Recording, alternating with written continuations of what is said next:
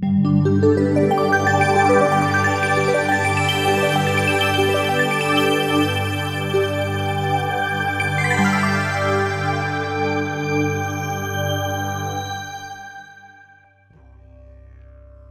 you new to the topic of Planet X and feeling overwhelmed and somewhat unnerved? And while you may reject the concept, you have a sense of an internal knowing that propels you forward. So you try to become informed, but sorting through alarmist headlines, fear-charged rhetoric, and dubious content is dispiriting. Consequently, you're not sure what to believe. And if you sense that this is not a coincidence, you're absolutely right. Nonetheless, some of you lay awake at night, staring at the ceiling, reluctant to fall asleep, only to have that god-awful dream once again. You know the one. It's real, it's vivid, and so troubling you dread falling asleep. Or was it just as simple as asking yourself, what exactly am I looking at, only to have the question rip the blinders off your head and you no longer enjoy the bliss of ignorance? No matter how you got to this point, it's an unsettling place to be. And what you want and need now is peace of mind. The first step to achieving that is to understand exactly what we're up against. This is because most of us instinctively understand that long after the beans, bullets, and bunkers have played out, the good folks who make it to the backside when we see those beautiful blue skies again will need something more to keep them going. That's why surviving what is to come is not about preparing against what you fear. Rather, it is preparing for what you love. Because holding on to each other is far more important than holding on to things. To help you prepare for what you love, this program gives you the who, what, when, where, why, and how about Planet X. The goal here is to help you gain confidence in your own ability to get a good beat on things. So let's take a look ahead at what you'll see in this program. For starters, we'll look at all the different names used for Planet X and what the term actually means. Then we'll take on the debunker rant that Planet X is an internet hoax, with a first-of-its-kind, broad-brush, chronological view of Planet X history from 1781 to the present. This is because the only truth that matters is the truth that you put inside yourself, in your own time and in your own way. Follow this path to knowledge, and you will find the sense of self you need to survive the years ahead with love and hope for the future. So let's get started.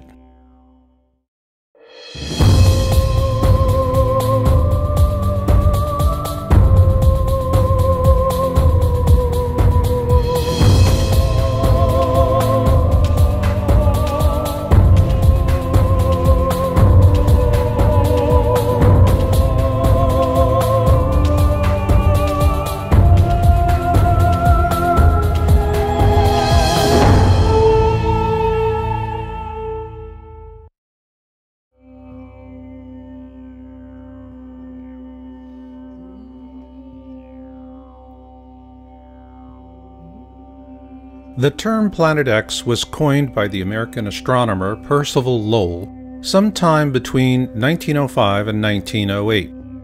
It describes an unobserved planet that perturbs the orbit of a known planet.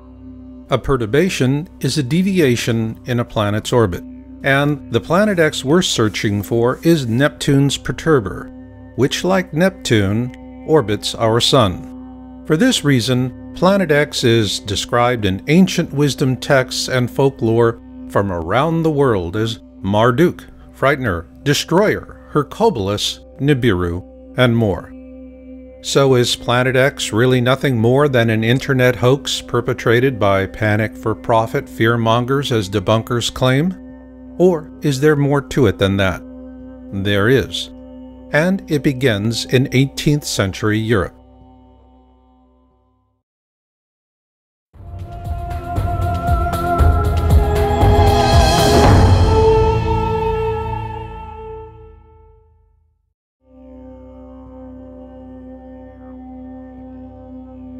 On March 13, 1781, William Herschel discovered Uranus, making it the first planet to be discovered with a telescope. Following his discovery, European astronomers turned their attention on Uranus and observed perturbations in its orbit. This discovery would eventually launch the search for Planet X.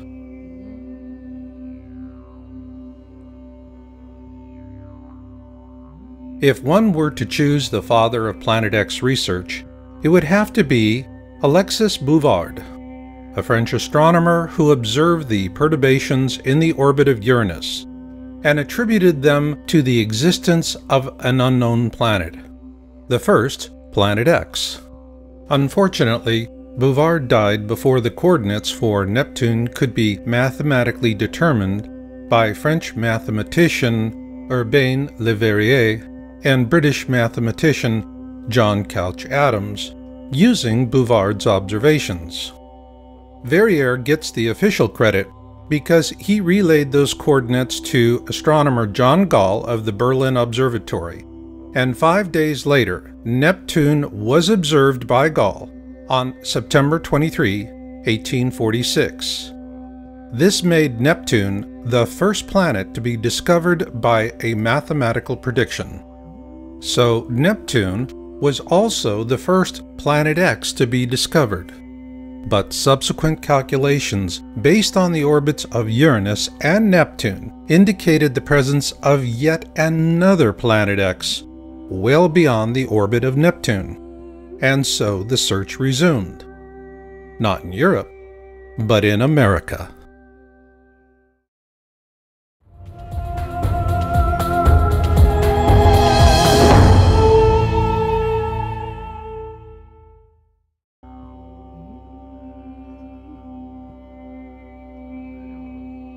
The Lowell Observatory was established in 1894 in Flagstaff, Arizona, by Percival Lawrence Lowell, an independent businessman, mathematician, and astronomer. One reason Lowell founded the observatory was to study the planet Mars and its canals. The other was the search for other objects of interest in our solar system, most particularly Neptune's perturber, Planet X. A fact that revisionist historians downplay or paint over. Yet it was Lowell's intention to find the mysterious Planet X that led to the discovery of Pluto.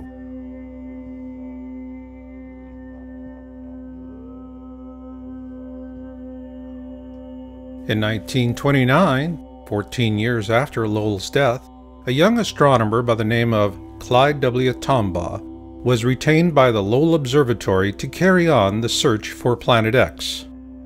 And on February 18, 1930, he discovered Pluto. At the time, astronomers believed he had found Planet X, Neptune's perturber. Consequently, the topic of Planet X languished for some time after Tombaugh's discovery. However, after the discovery of Pluto's moon Charon in 1978, it was determined that Pluto lacked the mass to be Neptune's perturber, as it is only about 60% the size of our own moon. So with that, the search for Planet X was once again afoot. It's also interesting to note that Pluto was later demoted to the status of a dwarf planet in 2006 by the International Astronomical Union.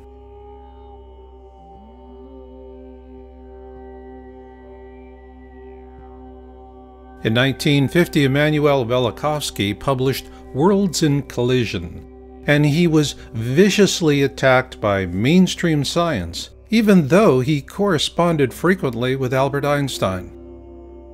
What generated this medieval response from modern science is that Velikovsky used ancient accounts to question the Darwinian notion of evolution with evidence of periodic cataclysms caused by large objects flying through the core of our solar system. Despite ruthless suppression, Velikovsky's work reawakened an open discussion of Planet X, and following that, a steady trickle of interest emerged, both in mainstream science and the media.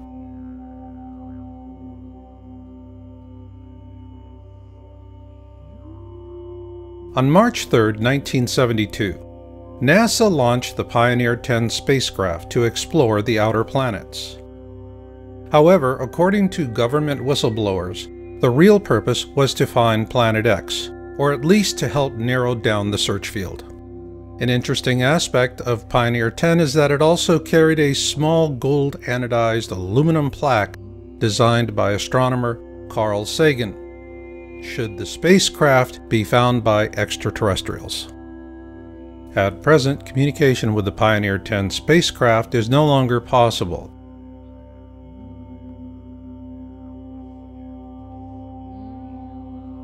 Following the launch of Pioneer 10, the topic of Planet X would have languished again had it not been for Zecharia Sitchin, the author of The 12th Planet, which was first published in 1976. According to his translations of ancient Sumerian texts, a race of beings living on a planet called Nibiru bioengineered early hominids on Earth to turn them into slaves for the purpose of mining gold. Called the Anunnaki, these beings lived on a planet the Sumerians called Nibiru, what we call Planet X today, and the Sumerian accounts tell us that it orbits our Sun every 3,600 years, and flies through the core of our system, often causing great cataclysms on Earth. Sitchin's translations and theories are corroborated by an ancient wisdom text called the Kolbrin Bible. And according to Planet X historian Greg Jenner in his book Planet X and the Kolbrin Bible Connection, previous flybys of this mysterious object caused the sinking of Atlantis, the deluge, and the 10 plagues of Exodus.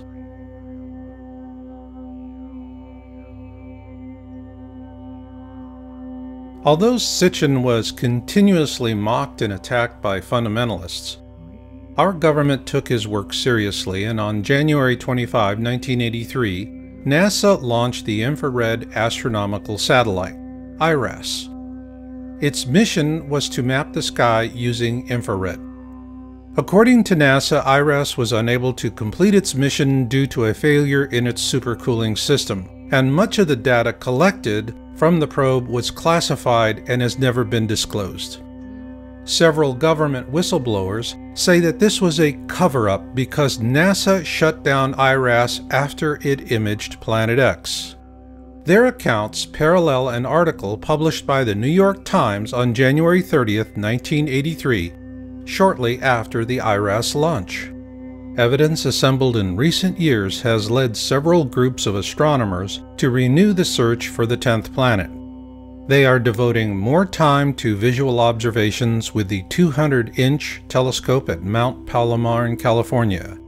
They are tracking 2 Pioneer spacecraft, now approaching the orbit of distant Pluto, to see if variations in their trajectories provide clues to the source of the mysterious force. And they are hoping that a satellite-borne telescope launched last week will detect heat signatures from the planet, or whatever it is out there. It is important to note that the term Planet X was also used to refer to a 10th planet. However, after Pluto was demoted to a dwarf planet in 2006, that definition became irrelevant. But what is relevant is what IRAS imaged and the consequences of those observations.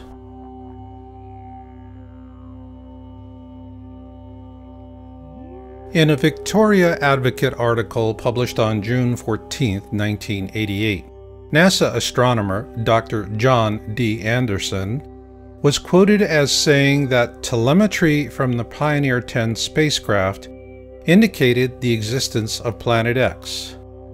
Also note that this article was sourced from Google News and was featured in Yowza.com's March 2012 article titled "The Planet X Cover-Up in the Mainstream Media." Following publication of our article, the entire June 14, 1988 edition was deleted from the Google News site. However, a complete copy is available for Yowza.com subscribers.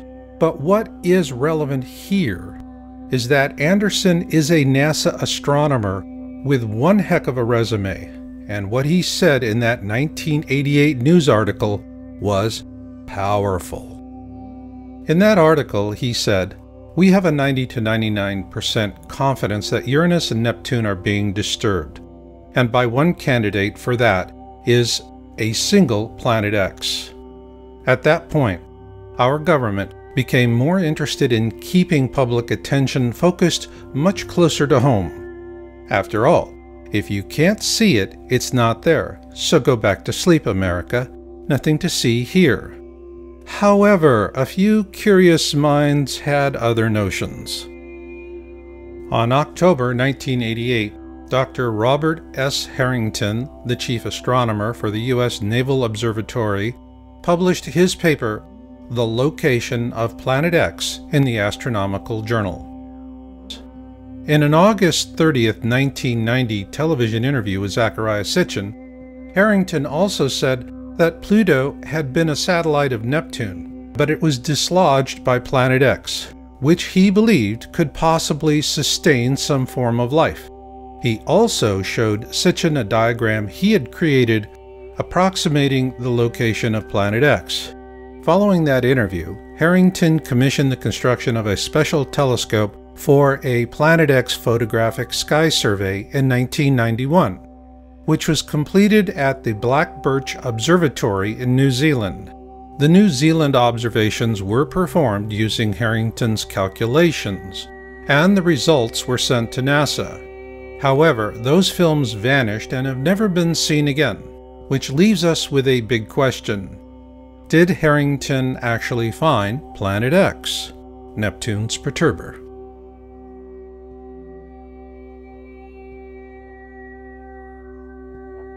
In 1992, Sitchin produced a documentary titled "Are We Alone in the Universe?" At the end of that film, Sitchin quotes a NASA press release from that same year.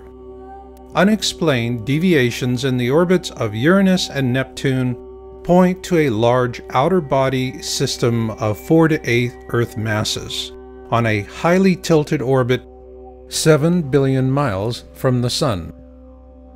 This NASA press release suggests that Harrington did find Planet X in 1991, but the truth will never be known, because before he could publish his findings, Harrington died from a rapid onset of esophageal cancer on January 23, 1993.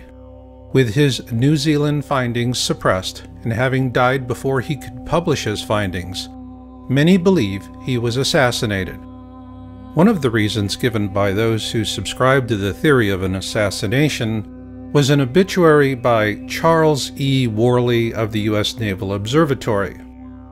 Worley wrote an obituary about Harrington that states, "Late in his career, Bob seemed quite skeptical of such an object, however." It is important to note that no other sources have come forward to corroborate Worley's claim. Consequently, Harrington's mysterious death was a shot out of the dark that quickly silenced the Planet X topic, both with the mainstream media and science community alike. In a very real sense, it was a veiled threat. Tamper with this at the risk of your own career, or perhaps even your life. In this regard, Worley's obituary was highly effective. This is for sure. Nonetheless, there is a curious question. Harrington built a custom telescope for a U.S. Naval Observatory station in New Zealand. The mission was simple: to find Planet X. So then, did they? Who knows? Because until NASA decides to declassify Harrington's observations, all we can say is that where there is smoke, there is fire. Meanwhile, we're not helpless either, and you'll see why later on in this program. But for now, if you are beginning to feel that the time has come to begin your own planning and preparation for whatever may come, then know this: when the worst of it hits, it will not be brief. This will not be weeks or months. Rather, we're looking at several years, perhaps longer than a decade. What this means is that your supplies, no matter how much you have on hand, is nothing more than a buffer. It buys you some time to work something else out. To optimize that opportunity of time, gather knowledge now, because after things run out, knowledge will help you to endure. And now, I'd like to share some of this very knowledge with you. It's something I've put a lot of work and love into because I know it will help people to make it to the backside.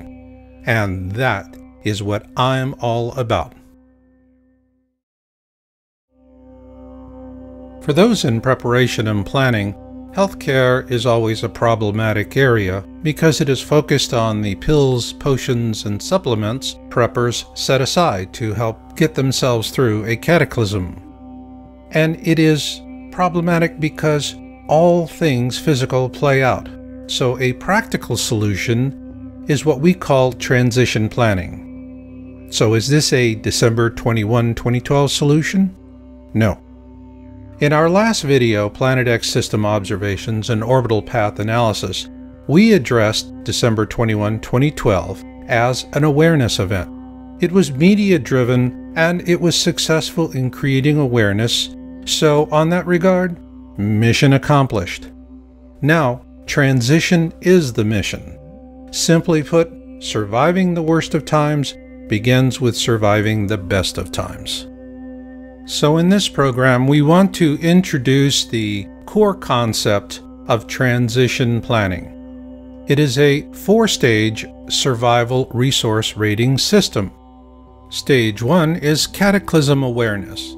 This is when the mainstream media begins to seriously report the news to the public at large, and panic buying ensues.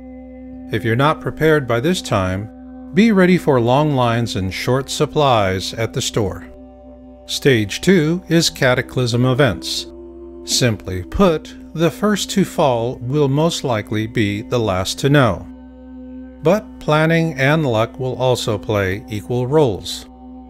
While planning and preparation is not a guarantee that you and your loved ones will survive these events, it will, however, dramatically increase your odds of survival.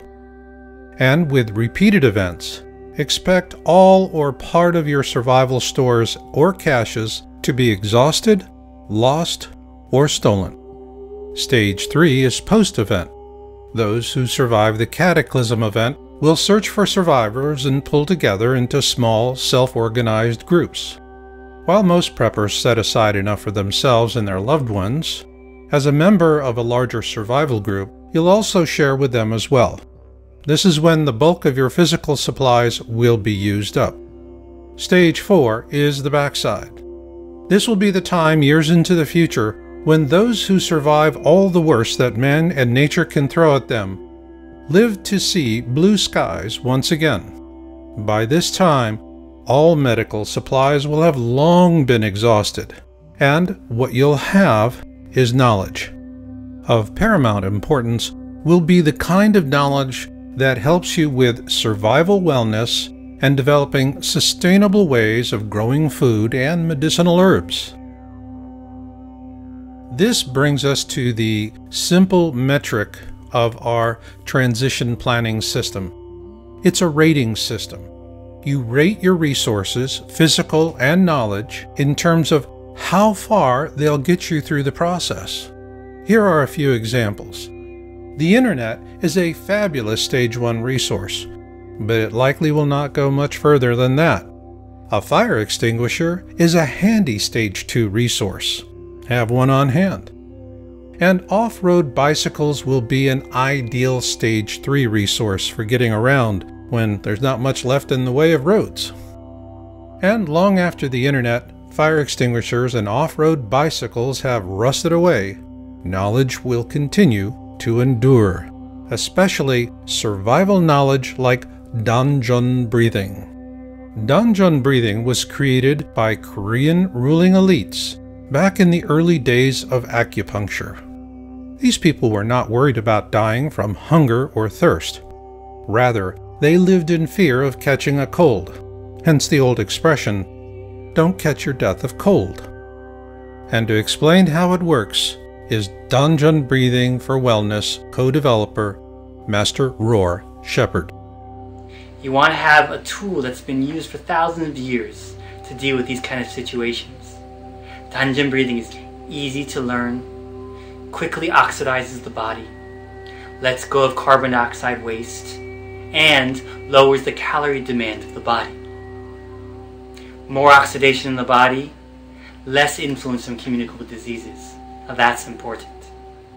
The complete Dungeon Breathing for Wellness system from feelbetteronyourown.com includes a full-color symptoms handbook and 6 exercise and reference DVDs. This course was developed by preppers, for preppers, and the symptoms handbook is the core of the system.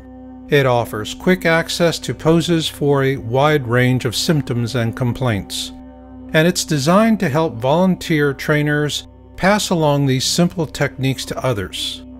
Each pose is cross-referenced by skill level, symptom, and personal goals. Organized into 3 levels, low impact, universal, and high impact, the 57 core poses offered in the Feel Better on Your Own system represent those used by Korean elites for centuries.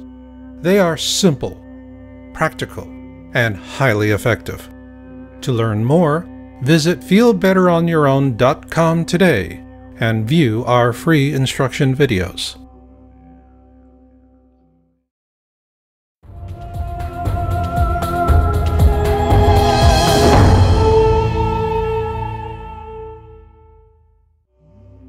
Imagine that you knew about the stock market crash of 1929 well in advance of the common man. Obviously, you could use such advanced knowledge to reap windfall profits from the misery. That is, assuming you were to keep the knowledge a secret. So, to what lengths would you go to keep future victims in the dark so that you could achieve the full measure of your own self-interested goals? Likewise, would you expect elites to rise above their own compulsions for power and wealth for moral or ethical purposes to inform the public at large, even if you are not so inclined? The point here is that for the elites, the topic of Planet X has always been about the leverage of deception, because of something I call Titanic rules. First class gets the boats, and steerage goes down with the ship. We're steerage, and the best we can do is to muster an occasional glimpse through a foggy porthole before the elites close it.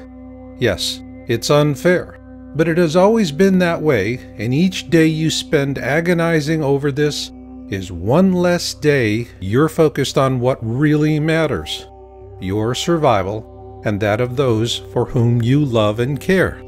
Keep this in mind as we present excerpts from observation reports. On April 24, 2006, Yowza.com broke the story on the South Pole Telescope, SPT, in Antarctica.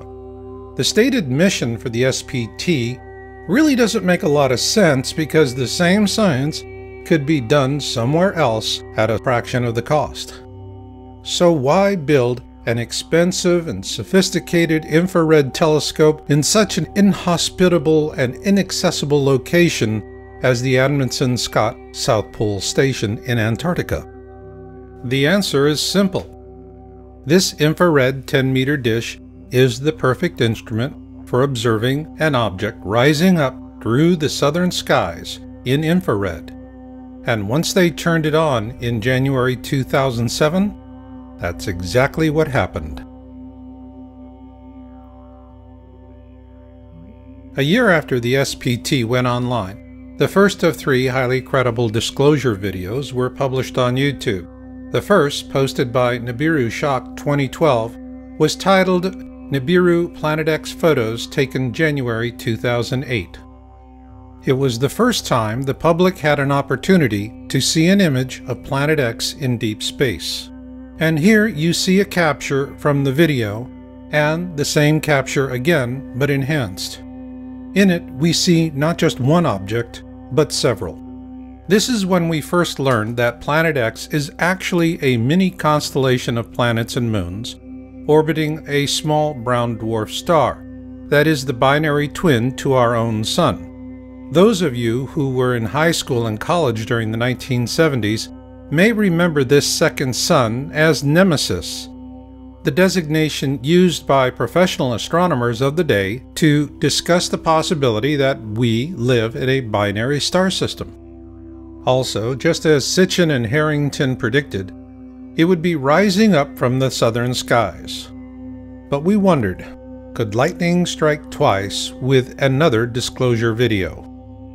On March 3, 2008, Nibiru Shak posted his second video titled Nibiru Planet X Update February 1, 2008. Well, what do you know, lightning did strike twice. And in that video we're told that Nibiru is now inside the Kuiper Belt, well beyond the orbit of Pluto. In this video, he tells us it is entering our system at an extremely shallow angle. This is consistent with our most current findings. In this second video, Nibiru Shak 2012 gave us a brilliant series of images that clearly show Planet X is a rather substantial mini-constellation of planets and moons orbiting a brown dwarf star that is in turn orbiting our own Sun. Consequently, it does not look or move like anything humans have seen in over 3,600 years. He also told us that governments are afraid of a panic. Perhaps. But then again, remember Titanic rules. First class gets the boats, and steerage goes down with the ship. We're steerage. Why do we say this? Because after these two videos were posted, the Nibiru Shak 2012 channel was hijacked by disinformationalists, and the first two videos were labeled a hoax, and the channel was also corrupted. Having investigated the first two Nibiru Shak 2012 videos at length, we published our findings on April 6, 2008 in an article titled First Two Planet X SPT Leaked Image Videos by Nibiru Shak 2012, now seen as highly credible. The reason we drew this conclusion was that these were very impressive disclosures, but the manner in which the channel was attacked showed clear evidence of a well-organized and well-funded use of disinformation tradecraft. Following publication of our report, Yowza.com came under heavy attack. Our site was hacked, and a slander campaign was leveled against us with brutal vitriol. In the process of defending ourselves, we filed DMCA complaints with YouTube, and to their credit, Google removed over 13 different attack videos and terminated 4 disinformation channel accounts. Then on May 29, 2008, we published an update article titled Planet X Nibiru SPT Disclosures May 2008 Report. In it, we presented our analysis of a third SPT disclosure video by a different YouTuber going by the name of DNIR4808N. This YouTuber described how a personal friend working at the SPT had sent him an image of the Planet X system captured by the SPT on May 14, 2008. In the video, DNIR4808N named his friend, and the government had the YouTube channel removed along with this video within a few hours after it was posted. Thanks to an anonymous tip, we were able to download the video before the channel disappeared. The video was authentic, but the manner in which the channel was taken down was clear proof of further government suppression. And when you compare the images in the DNIR4808N video with the Nibiru Shak 2012 videos, it's obvious that both are of the same object or series of objects, which also happen to be in the southern skies. At that point, the question for our team was simple. How did these 3 SPT disclosure videos compare with Dr. Harrington's paper, The Location of Planet X, published in October 1988, and with the illustration he showed Zecharia Sitchin in a 1990 television interview. Luckily for us, the answer came a few months later. Corroboration for Harrington's calculations finally came in 2008 with the last polar flyby of the Sun by the ESA-NASA Ulysses probe. Although NASA says that the spacecraft failed before critical data could be gathered in its last orbit around the southern hemisphere of our Sun, it nonetheless yielded valuable data, and we published that on October 13, 2008, with an article titled The ESA-NASA Ulysses Probe and Planet X Nibiru. The probe data is clear. The Sun's southern hemisphere is noticeably more active than its northern hemisphere. Also of interest is where the peak solar winds originate and the direction in which they're pointed.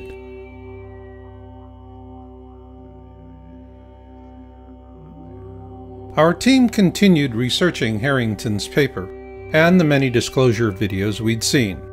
Finally, on September 7, 2010, we published our findings in an article with a video titled The Only 3 Authentic SPT Disclosure Videos of 2008.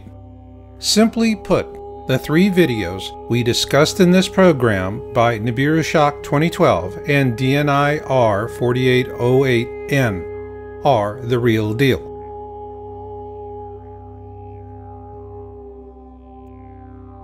What wasn't a real deal as predictions go was Comet Elenin, and we first raised that question in an article we published on May 15, 2011, titled, Is Comet Elenin a Decoy? After a lot of speculation, the result here is that sometimes a comet is just a comet. However, Comet Elenin was a ripe opportunity for organized distraction.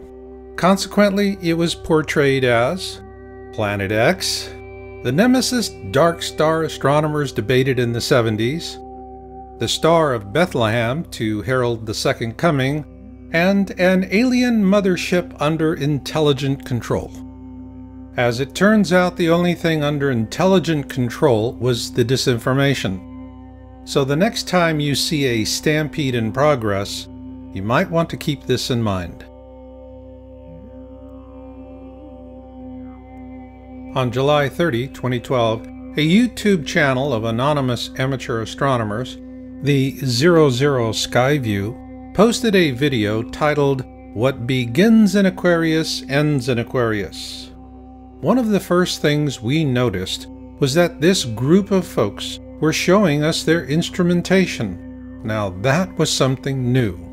Then they showed us where they found their object of interest, 4 degrees below the ecliptic. Plus, like the SPT disclosure videos, this group is showing us images of a mini constellation with a large object in the center and a cluster of satellites in orbit around it. But what really got our attention was that they were observing a red iron dust cloud, the hallmark signature of a brown dwarf star.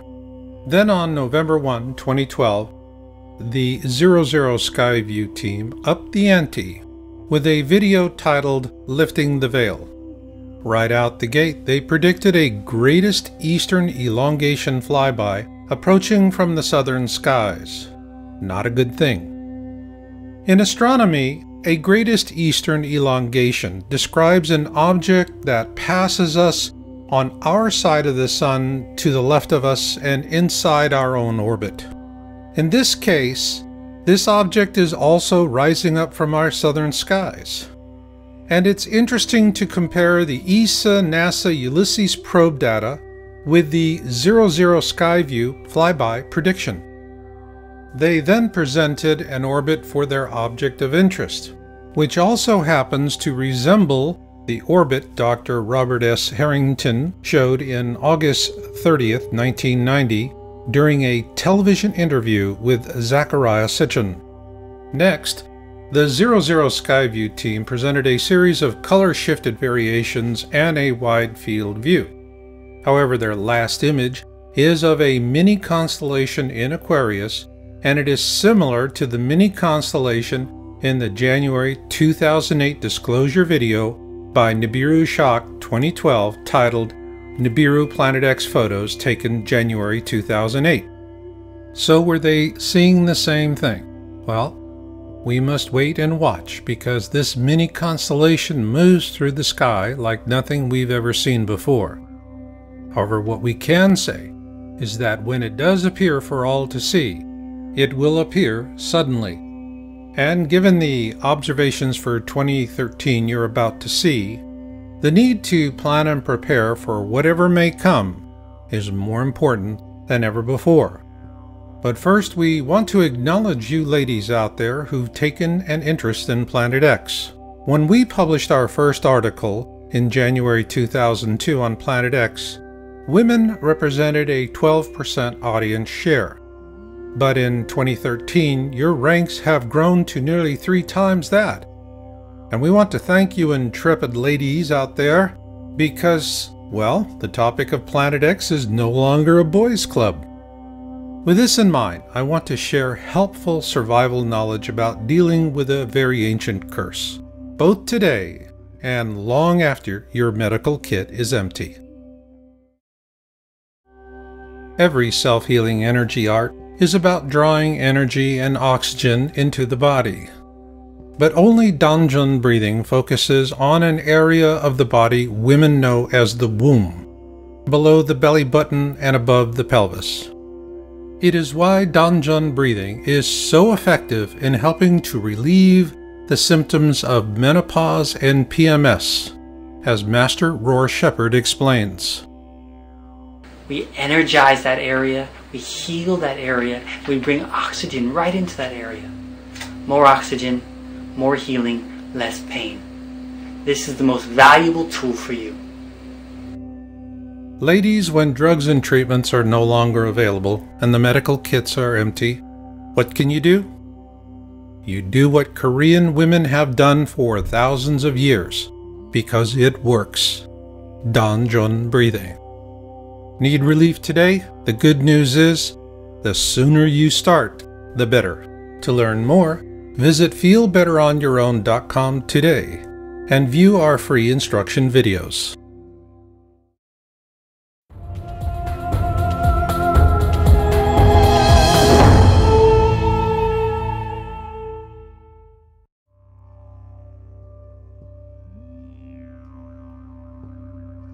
At the beginning of January 2013, Yowza.com researchers began tracking an uncatalogued object using the Vulcan feed camera from the Turrialba volcano in Costa Rica.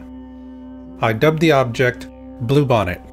With these observations, we began to see a pattern forming in terms of Planet X being a mini-constellation instead of a single object.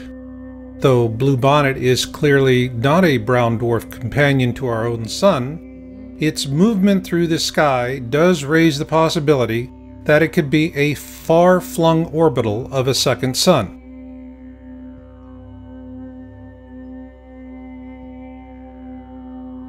On February 11, 2013, we published our findings in a video titled Object of Interest as Seen from the Turrialba Volcano. In this frame, you see Bluebonnet above the Turrialba volcano and specification data for the Vulcan feed. Turrialba is 10 degrees north of the equator at approximately 11,000 feet, and the Vulcan camera was pointed to the southwest with a good view of the Pacific Ocean on a clear day. In that video, we explained the difference between the horizon as we see it here on Earth and represented by the red line. The green line you see cutting through the center of the Sun is the ecliptic. The ecliptic is the plane of our solar system, and all of the planets orbit the Sun within a few degrees of it. This is important to know when analyzing a newly revealed and disturbing prediction by Nostradamus. In October 2007, the History Channel aired The Lost Book of Nostradamus for the first time. In this video, 7 prophetic images paint a catastrophic end to life as we know it. According to this program, Nostradamus is showing us the constellation of Fucus because it will play a pivotal role in the flyby. This was interesting because the Vulcan feed image data also shows Bluebonnet transiting through or very near to the constellations Ophiuchus and Sagittarius in December of last year.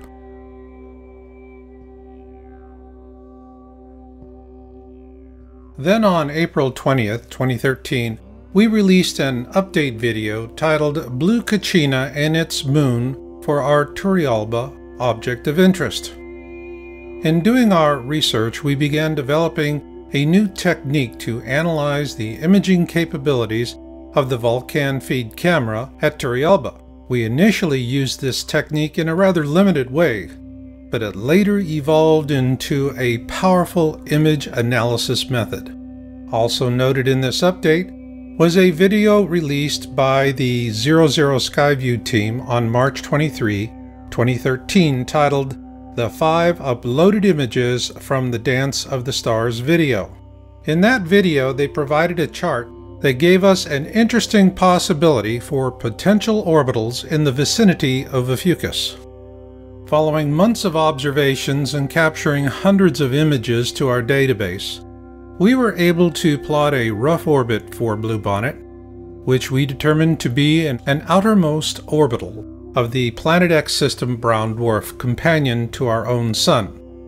Ergo, Bluebonnet does not orbit our Sun, but rather something else that does. We also looked at the predictions of remote viewer Major Ed Dames about these times and what the Colburn Bible tells us to expect. The first passage of manuscripts 3-4 begins with, "When blood drops upon the earth, the destroyer will appear, and mountains will open up and belch forth fire and ashes." This is a key passage, so let's take a moment to study it. When blood drops upon the earth refers to the iron dust cloud surrounding the Planet X system. The destroyer will appear. What this tells us is that the iron dust cloud precedes the arrival of the destroyer, which in this case is Planet X, the ancient Hebrew and Egyptian description for this mini constellation. And the rest just doesn't get any better.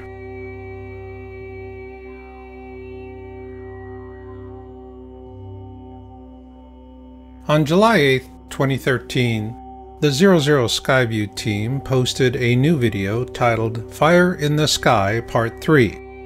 The term KBO stands for Kuiper Belt Object, which is a classification for Planet X. Potential orbitals refers to the planets and moons in orbit around the KBO. And here they finally ask the question, is this our binary star? The reason they posted that question to the viewer is because they've observed a large nucleus for the KBO. But it was their second video on the 12th of that month titled A Cyclical Storm Brews that really got our attention. Near the end of the video, they announced that they've followed our Turrialba volcano research and the object I dubbed Bluebonnet. We then get a warm attaboy from the good folks at the 00 Skyview. Thank you, fellas. Your kind words of support were greatly appreciated, and we certainly hope to see you on the backside. Because you corroborated our observations of Bluebonnet, we were able to take a big step forward. On July 28, 2013, we posted our video, Planet X System Observations and Orbital Analysis, with featured observer Jorge Arena. Early on, an old debunking attack that Bluebonnet is a reflection because it appears in front of the Sun was disproved with a series of Vulcan feed captures. The series clearly shows Bluebonnet slipping behind the clouds. Also, the image analysis method we first introduced to our viewers in April was formalized and presented in detail. We call it Camera Sensor Illumination, CSI. And we used it to compare two Bluebonnet captures from this year, one from January and the other from May. Our CSI analysis shows that Bluebonnet has been growing larger and brighter, Likewise, CSI was used to evaluate the observation images of Jorge Arena. He is an importer of Peruvian foods and herbals, and he's based in Ontario, Canada. On May 27, 2013, while flying over the Eastern Pacific, he imaged the brown dwarf at the core of the Planet X system. While it appears at the Sun's 11 o'clock position relative to Earth's horizon, the actual placement relative to the ecliptic is below the ecliptic and near the Sun's 8 o'clock position. Also note that the Vulcan feed in Costa Rica is pointed towards the southwest at an elevation of approximately 11,000 feet, and that when Jorge took his picture, he was at 37,000 feet, and his camera was also pointed towards the southwest. And once again, we find an interesting connection between Jorge's observation and the 2008 ESA-NASA Ulysses probe data presented earlier. Using the data available on Bluebonnet plus Jorge's images, we were able to approximate the orbit of the Planet X mini-constellation through the core of our solar system. What this corroborates is the prediction of the 00 Skyview team that the Planet X flyby would happen on our side of the Sun in their November 1st, 2012 video titled Lifting the Veil. Further to that, in a September 2008 interview with Carrie Cassidy of Project Camelot, government whistleblower Bob Dean predicted the very same thing, that the Planet X flyby will occur when it is on our side of the Sun. And now, a moment of truth. Everything you've seen up to this point is intelligence. That is, a connected collection of fragments and shards of truth that happen to slip past years of suppression. But for those of you who insist on smoking gun proof, you're not going to believe anything until you've seen it yourself. That begs the question, what can you see today? What you can see are a lot of rocks coming our way.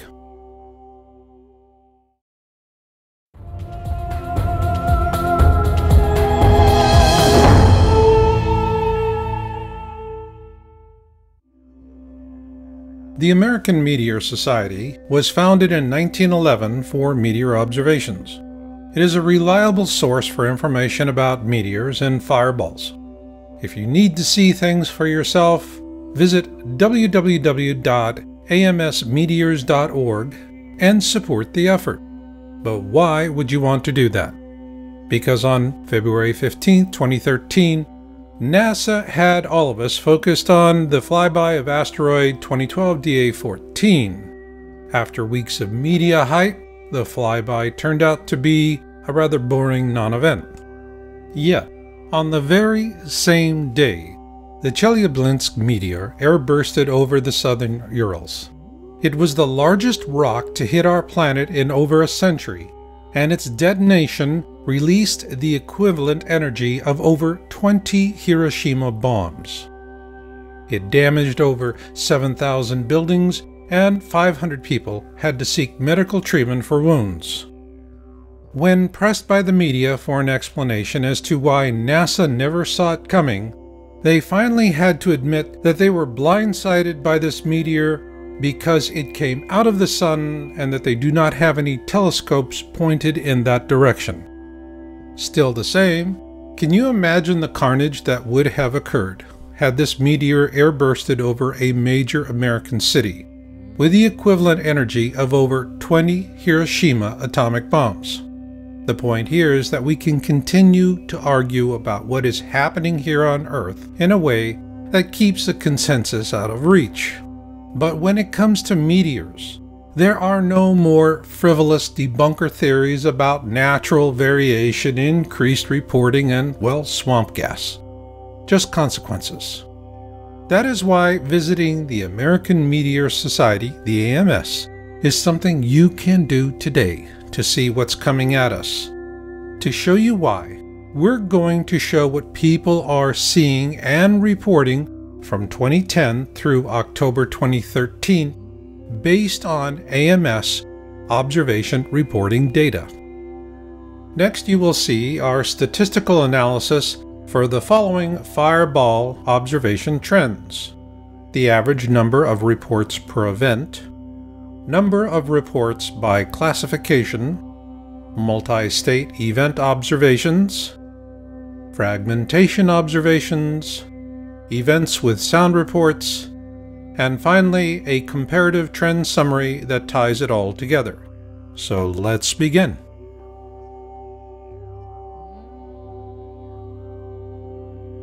This series of slides shows the overall growth in the average number of reports per event for all classifications from January 1, 2010 to October 13, 2013.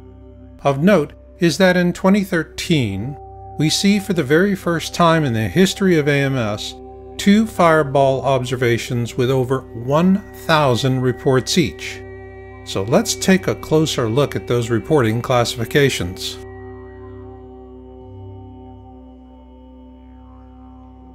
The AMS classifies meteor observations based on the number of reports per incident, where a mid-sized class event has 6 to 20 reports, a significant event has 21 to 50 reports, a large event has 51 to 100 reports, and a huge event has over 100 reports.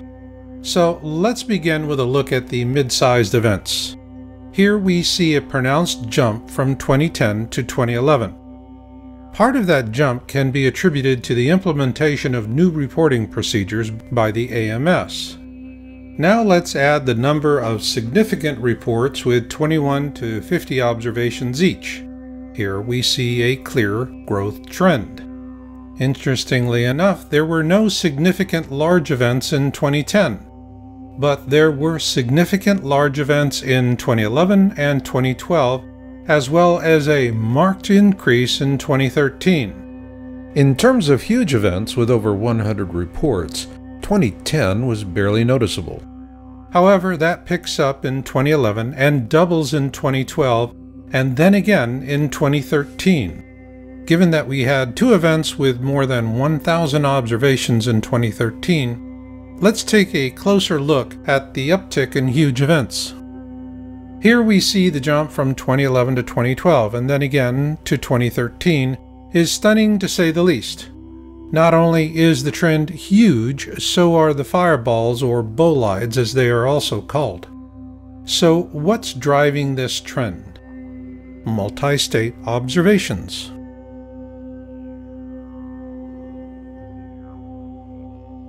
A multi-state event is where observations of the same fireball are reported in 2 or more states, and here we see a steady growth trend from 2010 to 2013. However, this underplays an even more profound change.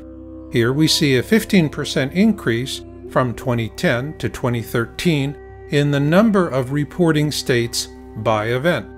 This clearly shows that these fireballs, or bolides if you will, are getting bigger. And another measure of this is fragmentation.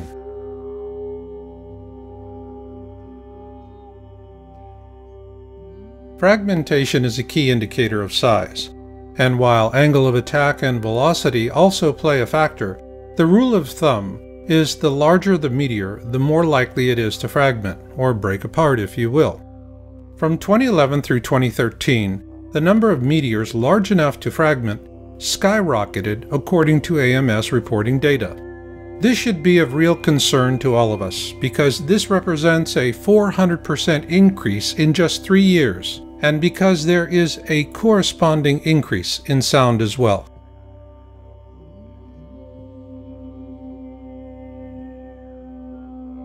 The AMS tracks 2 kinds of sounds: concurrent sounds heard during the flyby and delayed sounds heard just afterwards. These charts are a combination of both, and the trend is clear. Sound follows with fragmentation. And what is really striking is that sound and fragmentation reports for 2010 through 2013 show nearly identical increases. So now let's summarize what we've seen so far by looking at the growth trend percentages from 2010 to 2013.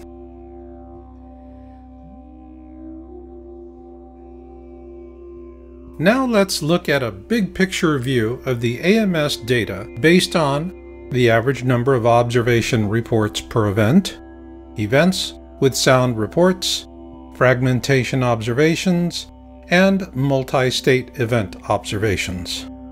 And what we see here, beginning with 2010, is a consistent growth trend by percentage from 2010 through to 2013. It is important to note that all of the data presented in this video is for the 2013 reporting period of January 1, 2013 to October 13, 2013, with 2.5 months yet to be reported. And for those of you who are still laboring with doubts about all of this, there is only one question you need to answer. What's throwing all these rocks at us? And what about those of you who no longer have any doubts about the need to plan and prepare for whatever may come? Do not plan against what you fear, but for what you love, because survival is not about holding on to things. It's about holding on to each other. For the Yowza.com and PlanetXTownHall.com research team, this is Marshall, and we'll catch you on the backside.